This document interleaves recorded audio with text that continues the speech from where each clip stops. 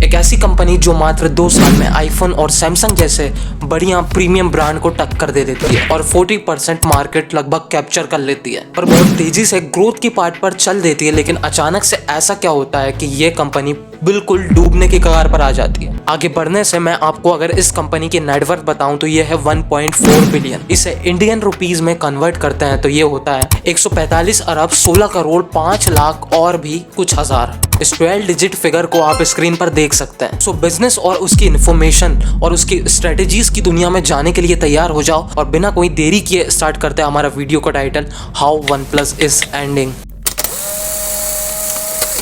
ये बात है 2010 की, जब कारपाइल नाम के एक बंदे को मोबाइल सेगमेंट में बहुत ही ज्यादा इंटरेस्ट था। इतना इंटरेस्ट कि वो एक कंपनी खोलना चाहता था। इसीलिए उसने शुरुआत में नोकिया कंपनी ज्वाइन करी और वहां पर से भी काफी नॉलेज गेन किया। फिर वहीं नोकिया कंपनी से क्वाइट करते हुए वो ओप्पो कंपनी में गया और वहां पर भी उसने काफी नॉलेज कस्टमर से रिलेटेड गेन कर लिया कि क्या उनकी नीड्स है और क्या उनकी वांट्स हैं। और इसी बीच उसने पाया कि कस्टमर को मिड रेंज में प्रीमियम फोन की जरूरत है, क्योंकि मिड रेंज में कोई भी फोन ऐसा नहीं है जो प्रीमियम हो। उसने यहाँ पर मार्केट गैप को समझ लिया, क्योंकि अभी तक मार्केट में यही चल रहा था, किसी फोन का फीचर अच्छा था तो उसका डिजाइन अच्छा नहीं था, और किसी फोन का डिजाइन अच्छा था तो उसका फीचर अच्छा नहीं था। और मान लो ये दोनों चीज किसी फोन में थी तो वो था आईफोन, पर वो उसकी प्राइस मिड रेंज में नहीं थी, वो हायर लेवल पर थी। बस इसी मार्केट प्रॉब्लम को उसने समझ लिया और पूरी नॉलेज और इन्फॉर्मेशन के साथ उतर गया फील्ड में। अपने दोस्त के साथ उसने कंपनी खोली। शुरुआत में उसकी कंपनी में मात्र 5 एम्प्लॉय थे और साथ ही साथ काम करते करते उन्होंने एक बात और नोटिस की कि ज्यादातर लोगों को एंड्रॉइड से ज्यादा आईफोन पसंद है। ऐसा इसलिए क्योंकि आईफोन जो है सिक्योरिटी अच्छी देता है और इसमें लैगिंग प्रॉब्लम नहीं आती है। और फाइनली प्रोडक्ट ना लॉन्च होने से पहले ही इन्होंने ऑनलाइन एडवर्टाइजिंग मार्केटिंग चालू कर दी और काफी हद तक एक अच्छी कम्युनिटी को अप्रोच कर लिया अपनी स्किल्स की वजह से। और फाइनली 23 अप्रैल 2014 में कंपनी ने अपना पहला फोन लॉन्च किया, OnePlus 1। स्टार्टिंग में कंपनी और कारपाइल ने सोचा था कि शायद यार मुश्किल से 1000 पीस ही इस फोन के बिक पाएंगे, लेकिन वो टोटली गलत थे। इस फोन ने मार्केट में रेवोल्यूशन ला दिया और लगभग एक ही साल में 10 लाख से ज्यादा पीस सोल्ड हो गए OnePlus 1 के। बट कोई भी नया प्रोडक्ट मार्केट में आते ही ऐसे ही नहीं बिक जाता। सेम OnePlus के साथ भी ऐसा कुछ नहीं हुआ। इन्होंने 2 बहुत ही शानदार मार्केटिंग स्ट्रेटेजी लॉन्च की, जिसकी वजह से OnePlus इतना ज़्यादा सक्सेसफुल हुआ अपनी पहली 1 साल में ही और 10 लाख प्रोडक्ट सोल्ड किए। वो 2 मार्केटिंग स्ट्रेटेजीज थी। पहले मैं तो लोगों से बोला कि आप ये फ़ोन तभी ले सकते हैं जब आपका कोई दोस्त इसको रेफर करे आपको, और दूसरे में ये था कि आप अपना पुराना फ़ोन क्रैश कर दे, तोड़ दे और उसकी वीडियो बना के सोशल मीडिया पर डालें और फिर हम अपना OnePlus फोन आपको सिर्फ $1 में देंगे। इस मार्केटिंग स्ट्रेटेजीज की वजह से काफी लोगों ने अपना फोन तोड़ दिया एक ही हफ्ते में, बहुत ज्यादा, और OnePlus उठा लिया। अब इतनी बड़ी सक्सेस के बाद एक मोड़ ऐसा तो आता है जब डाउनफॉल जाता ही है। अगर कोई भी गलती कर दे तो वही गलती OnePlus ने कर दी। OnePlus ने देखा यार हमें काफी अच्छी सक्सेस मिल चुकी है, तो जल्दी से हम एक नया फोन उठा के OnePlus 2 बना डालते हैं। और यहाँ पर OnePlus ये भूल गया कि कस्टमर उन्हें अच्छे फोन से अच्छे एक्सपीरियंस की वजह से चुन रहे हैं। और OnePlus ने OnePlus 2 में जो प्रोसेसर डाला वो था Snapdragon 800, जिसमें पहले से ही काफी हीटिंग इशू आ रहे थे।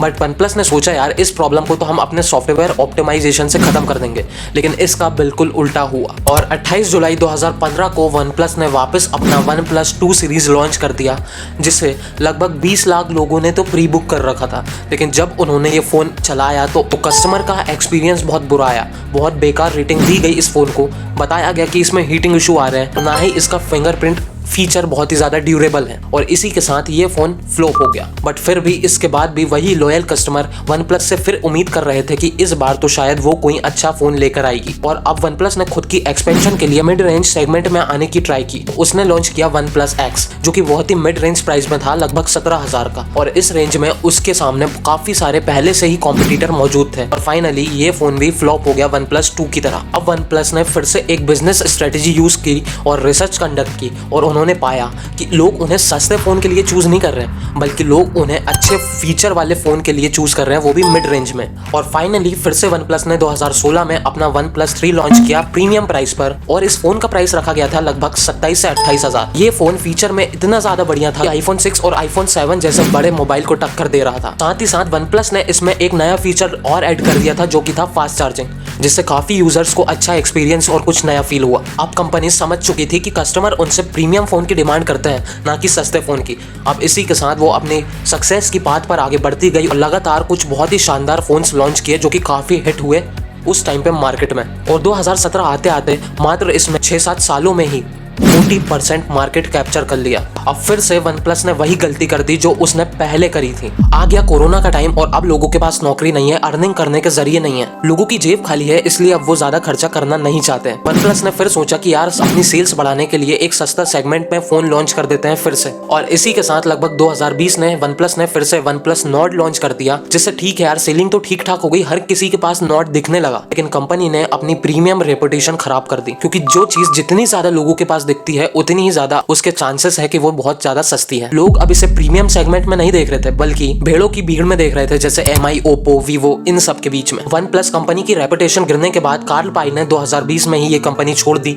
और कुछ नए इनोवेशन के पाथ पर निकल लिए। अब ये कंपनी आ चुकी थी इसकी पेरेंट कंपनी BBK के पास, अब इसने इसे रन करना चालू कर दिया था। इसी के साथ इस कंपनी ने वन प्लस नॉर्ड 2 लॉन्च किया, जो कि इतना ज्यादा फेल हुआ कि आप सोच भी नहीं सकते। उसके इंडिया में कहीं ब्लास्ट भी हुए, कई लोगों को उसने हार्म भी पहुंचाया और वन प्लस की पूरी इमेज मार्केट में जो थी वो गिर गई। और अब वन प्लस के पास सिर्फ 19 से 18% ही मार्केट बचा हुआ है। और तो और वन प्लस अब ओप्पो जैसे ही सेम डिजाइन फीचर वाले फोन निकाल रहा है, जिसकी वजह से इसके लॉयल कस्टमर इसने खो दिए और ये भी उसी भीड़ में आ गया जहां पर MI, वीवो ये सब चल रहे थे। बट फिर भी अभी सब कुछ गया नहीं है वन प्लस के पास से, अभी भी 19% मार्केट उसके पास है। अगर वो चाहे तो वापस अपनी पुरानी स्ट्रेटेजी से फिर से मार्केट और अपने लॉयल कस्टमर गेन कर सकता है, लेकिन फिर से इसके पास कार्ल पाई जैसा इनोवेटर होना चाहिए। इसमें सीखने वाली बात ये थी कि आपका कस्टमर आपकी पहली गलती को हो सकता है इग्नोर कर दे, लेकिन दूसरी गलती को कभी इग्नोर नहीं करता। और ये चीज हमारे साथ भी होती है लाइफ में। सेम वन प्लस के साथ हुआ, जब उसने चीप रेंज में मोबाइल निकाला तो उसके कस्टमर को अच्छा फील नहीं हुआ और उन्होंने उसे सपोर्ट नहीं किया। फिर से वही गलती दूसरी बार पैंडेमिक में इन्होंने दोहराई और इन्होंने अपने लॉयल कस्टमर ही खो दिए। बट कार्ल पाई बहुत अच्छे इनोवेटर है और एक अच्छे लीडर हैं।